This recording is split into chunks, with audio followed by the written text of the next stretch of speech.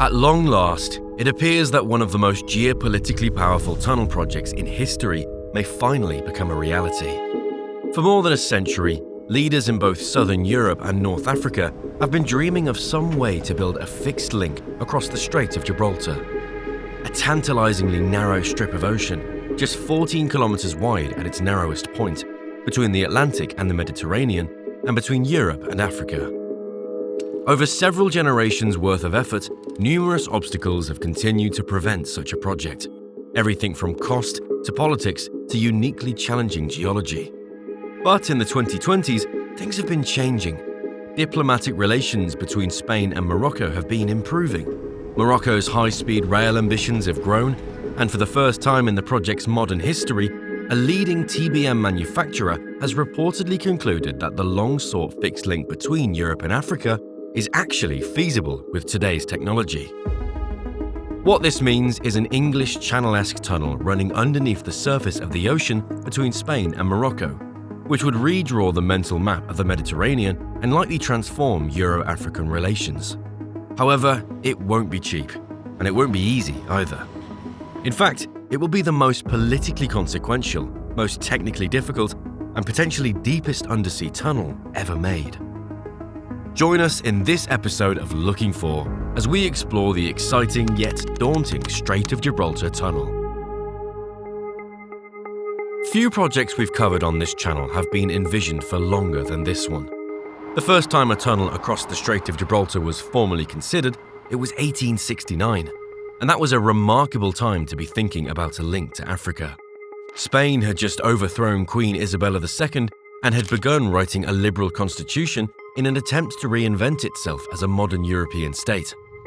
It was the middle of the railway age, and the enterprising spirit of the era led engineers to wonder for the first time if such a project could actually work. Britain had built the world's first subaqueous tunnel under the River Thames roughly 2 decades earlier, and France was constantly constructing what would become the first great alpine tunnel at Mount Cenis.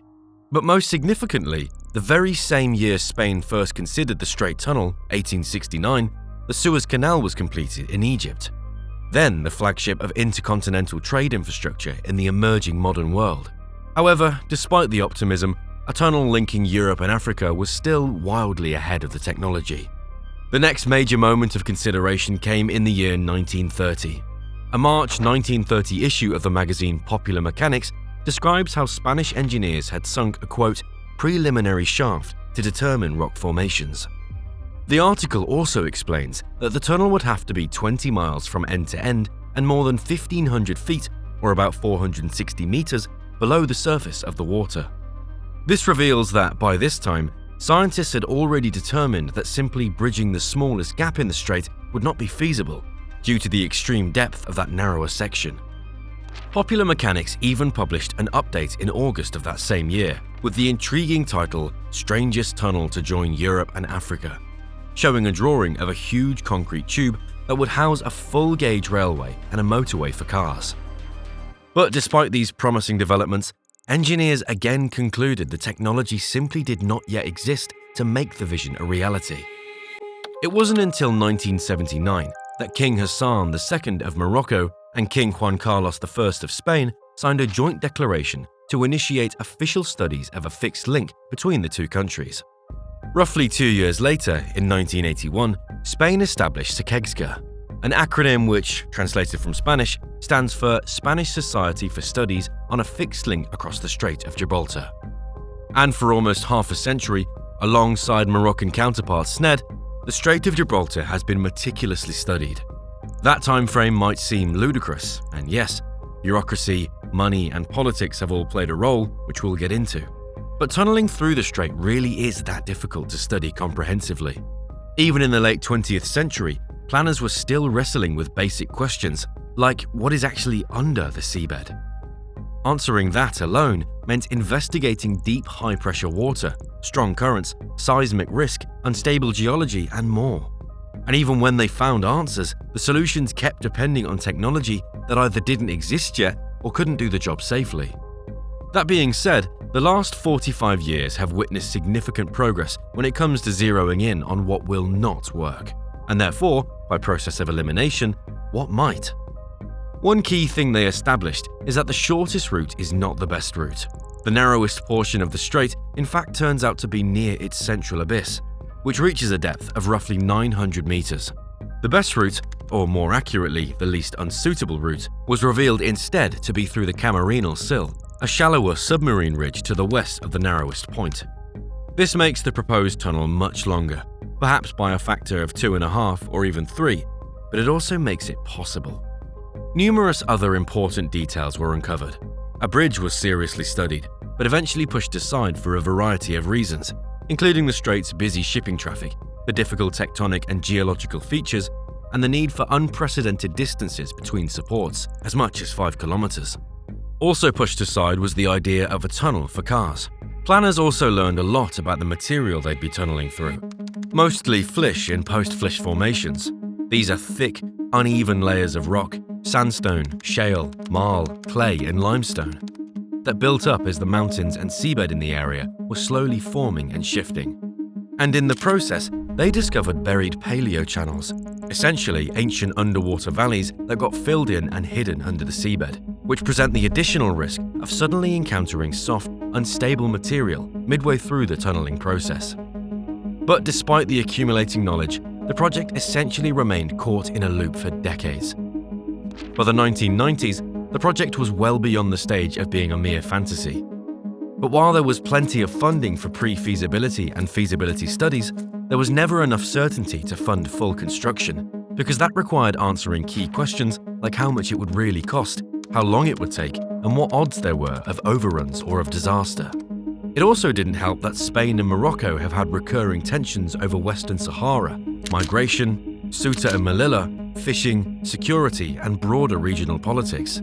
Suffice to say, it's complicated, and a tunnel project of this scale requires nothing less than extraordinary diplomatic stability. Throughout recent decades, the project has also suffered from a lack of urgency compared to more immediate crises. While the tunnel would be a massive upgrade, it doesn't necessarily solve any glaring emergencies. But perhaps most crucially, it was simply never clear that tunnel boring technology could safely excavate the deep-sea terrain. For most of the 20th century, long tunnels were often built with some mix of drill and blast, road headers, compressed air work, and early tunnel boring machines, or TBMs. The older machines and techniques were usually best when the ground was relatively predictable. If they hit mixed ground, hard rock 1 minute, clay the next, and so on, progress could become dangerous or even downright impossible. The machine could jam, the face could collapse, water could rush in, tools could quickly wear out, and the project might simply devolve into a money-burning, equipment-frying trip to nowhere. Modern TBMs, on the other hand, are markedly different. In fact, they're closer to sealed underground factories. They can excavate, support the tunnel face, remove spoil, install concrete lining segments, monitor ground behavior, and continuously adjust operating parameters. They are therefore way better at working through mixed ground. And this is the development that the Strait Tunnel needed. It wasn't a matter of simply building a bigger drill. Constructing the Strait Tunnel requires a different generation of machines, one that can dig while holding back the sea, read the ground as it moves, and build the tunnel behind itself, meter by meter.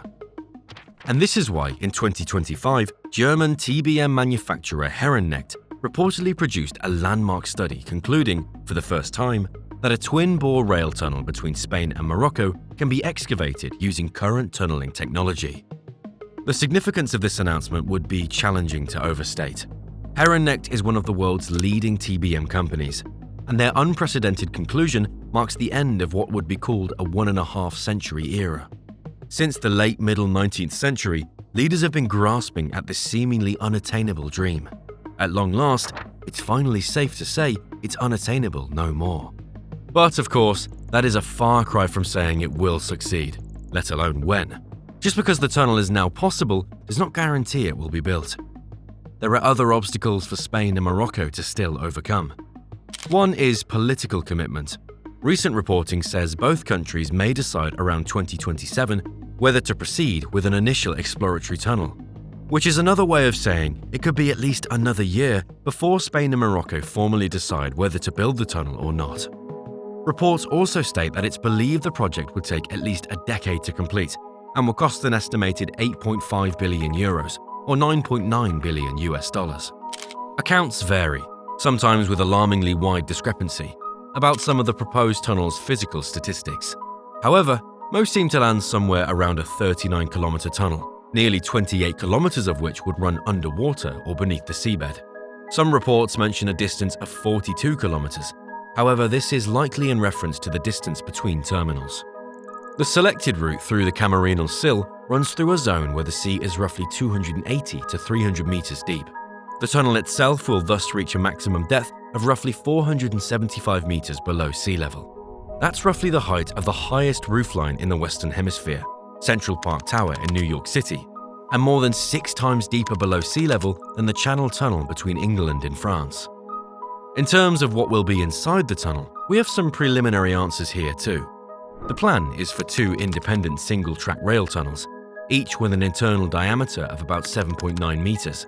There will also be a central service/safety gallery with a diameter of about 6 meters. These will be connected by cross passages every 340 meters or so. But as we mentioned earlier, the hardest obstacle is perhaps not the engineering, it's politics. Spain and Morocco have edged closer in recent years, but their relationship has deep fault lines, disputed sovereignty over Ceuta and Melilla, persistent friction over migration, and the long shadow of the Western Sahara question. A tunnel here wouldn't just carry trains, it would become a live border crossing between Europe and Africa. In other words, a physical checkpoint where customs, security, and immigration policy would have to work in lockstep every single day across 2 governments that have historically struggled to trust each other. Thanks in part to this assortment of obstacles, one thing we know for certain is that the tunnel will not be completed in time for the 2030 World Cup in Portugal, Morocco, and Spain, as originally hoped. In fact, assuming the 2027 exploratory tunnel goes well, the start date for construction is projected to be in 2030. And this means we're unlikely to see it actually open until 2040. By that time, the dream of linking Europe and Africa will be 170 years old. But no matter how long it takes, when the day comes, it will be far more than just a tunnel. It will be one of the most symbolically powerful pieces of architecture on Earth. The Mediterranean would not stop being a border, but it would also become something else, a bridge, and the ultimate poster child for a more connected Euro-African future.